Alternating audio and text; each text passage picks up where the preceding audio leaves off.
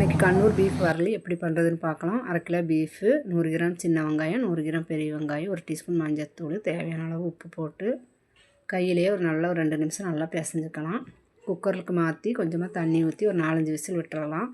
இதுக்கு ஒரு மசாலா ரெடி பண்ணிக்கலாம். ஒரு பாத்திரத்தை அடுப்பில் வச்சு 4 டீஸ்பூன் குருமிளகு, 1/2 டீஸ்பூன் சோம்பு, 1/2 டீஸ்பூன் ஜீரகம், 1/4 டீஸ்பூன் வெந்தயம் போட்டு நல்லா வணக்கிக்கலாம்.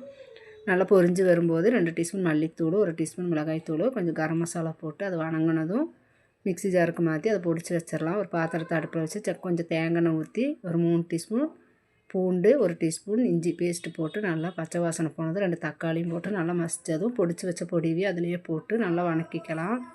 அதில் நம்ம வேக வச்ச பீஃபையும் போட்டு நல்லா தண்ணி வற்றினதும் அதுக்கு ஒரு தாளிப்பு ரெடி பண்ணுறதுக்கு கொஞ்சம் தேங்காய் எண்ணெய் ஊற்றி ஒரு 2 பச்சை மிளகா, கொஞ்சம் கருவேப்பிலை போட்டு தாளித்து அதில் கொட்டி நல்லா இலக்கி ரெடி ஆயிடுச்சு. பீஃபு கண்ணூர் பீஃப் வரலி ரெடி ஆயிடுச்சு. ட்ரை பண்ணி பாருங்கள். இன்றைக்கி கண்ணூர் பீஃப் வரலி எப்படி பண்ணுறதுன்னு பார்க்கலாம். 1/2 கிலோ பீஃபு, 100 கிராம் சின்ன வெங்காயம், 100 கிராம் பெரிய வெங்காயம், 1 டீஸ்பூன் மஞ்சத்தூள், தேவையான அளவு உப்பு போட்டு கையிலேயே ஒரு 2 நிமிஷம் நல்லா பிசைஞ்சுக்கலாம்.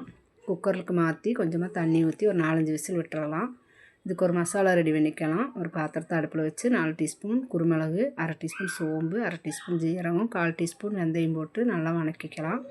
நல்லா பொரிஞ்சு வரும்போது 2 டீஸ்பூன் மல்லித்தூள், 1 டீஸ்பூன் மிளகாய்த்தூள், கொஞ்சம் கரம் மசாலா போட்டு அது வணங்கினதும் மிக்ஸி ஜாருக்கு மாற்றி அதை பொடிச்சு வச்சிடலாம். ஒரு பாத்திரத்தை அடுப்பில் வச்சு கொஞ்சம் தேங்காய் எண்ணெய் ஊற்றி ஒரு 3 டீஸ்பூன் பூண்டு, 1 டீஸ்பூன் இஞ்சி பேஸ்ட்டு போட்டு நல்லா பச்சை வாசனை போனது 2 தக்காளியும் போட்டு நல்லா மசித்ததும் பொடிச்சு வச்ச பொடிவி அதிலேயே போட்டு நல்லா வணக்கிக்கலாம்.